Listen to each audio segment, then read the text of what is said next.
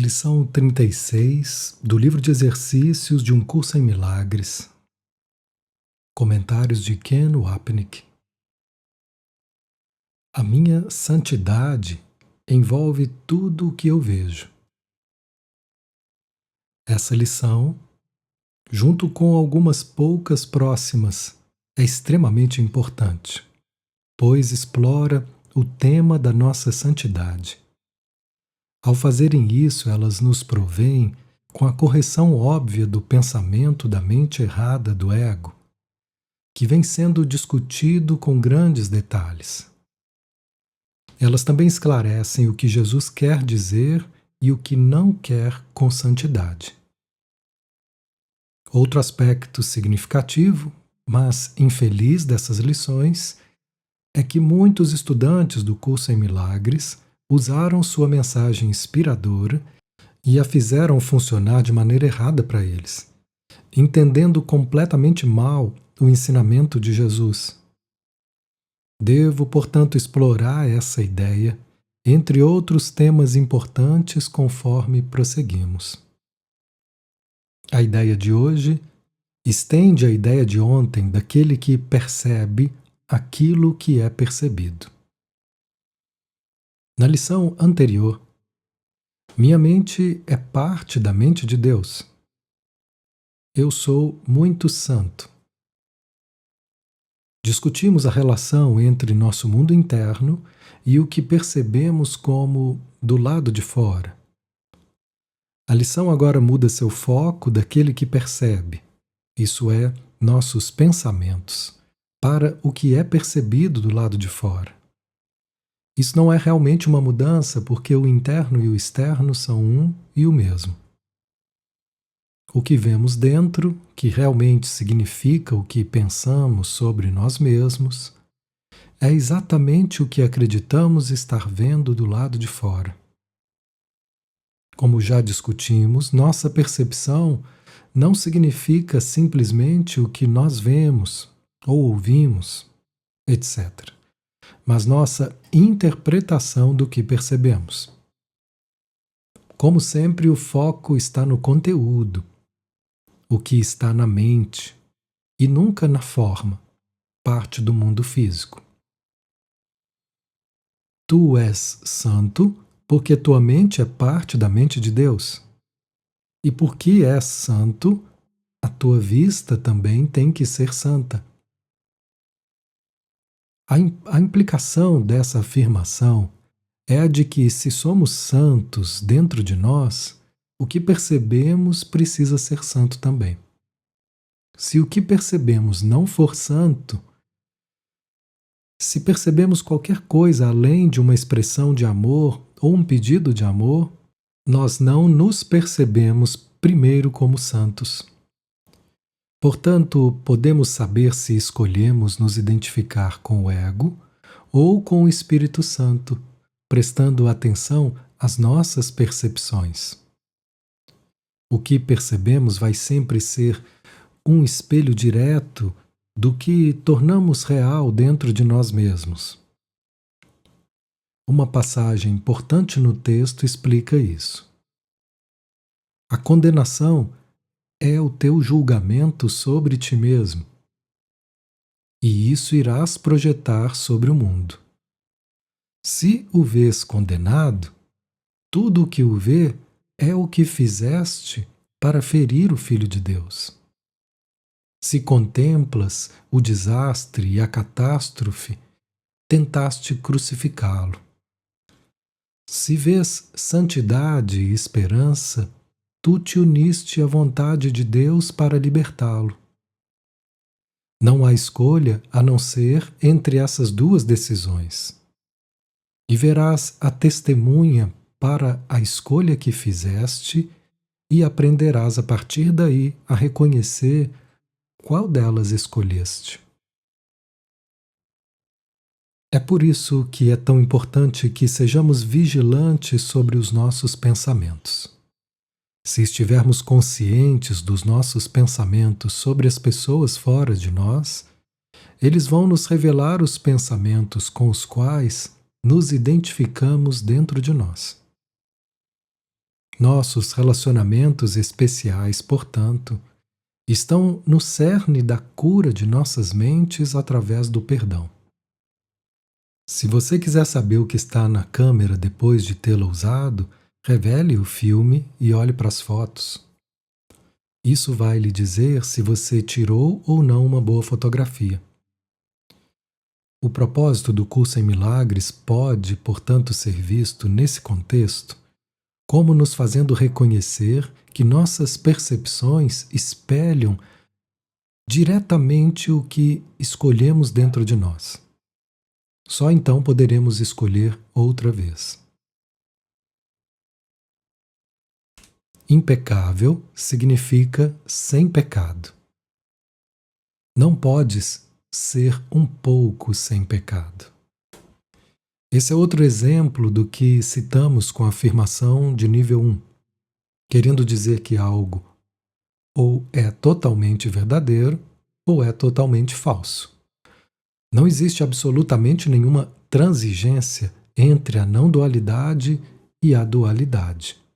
Afirmações como essas formam a base para o sistema de pensamento do curso em milagres, sua metafísica sem transigência. Ou nós pecamos contra Deus por nos separarmos dele, ou não o fizemos, permanecendo, portanto, como Deus nos criou, em unidade com ele, que é a nossa fonte. Se tua mente é parte da mente de Deus, tens que ser impecável. Ou uma parte da sua mente de Deus seria pecaminosa. A lógica aqui é instigadora. E se você aceitar a premissa básica de que Deus é perfeita santidade e que qualquer coisa que venha dele é uma parte dele, precisa compartilhar dessa santidade. Tem que se seguir a isso, que qualquer coisa que pareça pecaminosa ou profana não pode ser parte de Deus e, portanto, não pode existir. É por isso que, do ponto de vista do curso em milagres, não pode haver o mal. Pode haver percepções, crenças e sonhos sobre o mal, mas não o mal objetivo. Se houvesse isso, significaria que uma parte de Deus tem que ser má também. Esse é outro exemplo da posição metafísica radical do curso. A tua vista está relacionada com a sua santidade, não com o teu ego e, portanto, não com o teu corpo. Nós exploramos brevemente esse tema de termos uma mente dividida e voltaremos a ele muitas vezes.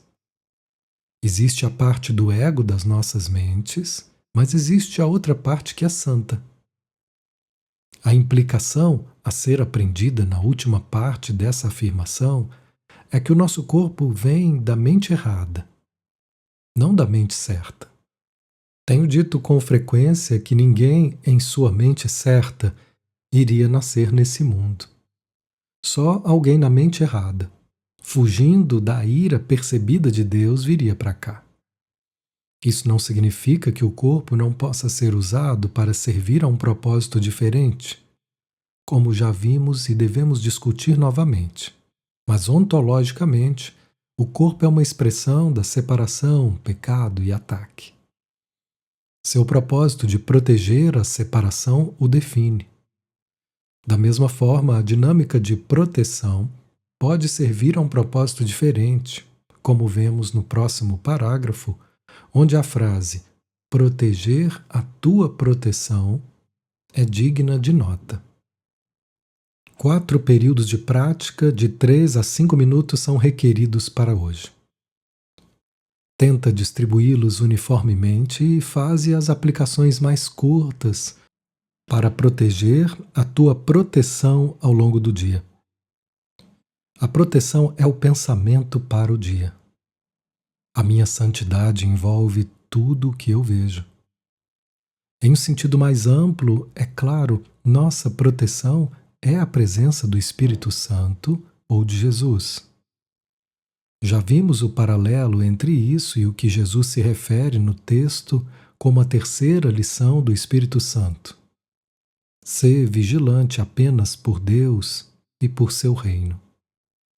Isso significa ser vigilante contra a nossa decisão de escolhermos o sistema de pensamento do ego.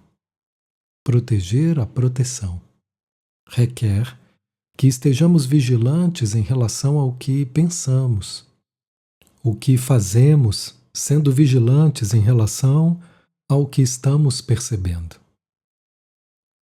Se eu quiser saber o que penso sobre mim mesmo e Deus, tudo o que preciso fazer é devotar um momento ao que penso sobre você. É por isso que meus pensamentos sobre você, quem quer que seja o objetivo do meu especialismo em um momento determinado, vão refletir diretamente como penso sobre Deus e sobre mim mesmo. Esse é o significado de proteger a proteção. Algo efetuado sobre a orientação do Espírito Santo.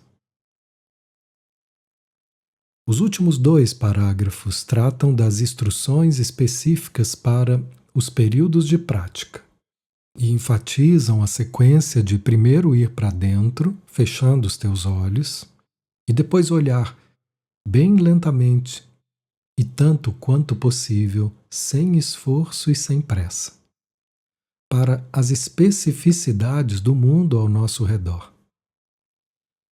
A ideia, é claro, é que primeiro identifiquemos a santidade interior, a presença do Espírito Santo em nossas mentes certas, e depois façamos com que ela se estenda através de nós e abarque nossas percepções do que parece ser externo a nós. As plenas implicações metafísicas dessa lição talvez ainda estejam distantes da nossa experiência. Mas esses primeiros exercícios são a pedra fundamental. Os já mencionados pequenos passos descritos na lição 193, que vão nos levar lá. As instruções começam com a última sentença do 2º parágrafo. Os períodos de prática mais longos devem tomar essa forma. Primeiro, fecha os olhos e repete lentamente a ideia de hoje várias vezes. Em seguida, abre os olhos e olha bem vagarosamente ao teu redor, aplicando a ideia de modo específico a qualquer coisa que notares durante o teu exame casual. Sugestões para objetos que vamos envolver em nossa santidade incluem mais uma vez o importante e o não importante, isto é, dedos, corpo, tapete, parede, cadeira e caneta. Durante esses períodos de prática, fecha os olhos e repete a ideia para ti mesmo várias vezes. Em seguida, abre os olhos e continua como antes. Para os períodos mais curtos de exercícios, fecha os olhos e repete a ideia. Olha ao teu redor, repetindo-a mais uma vez. Conclui com mais uma repetição com os olhos fechados.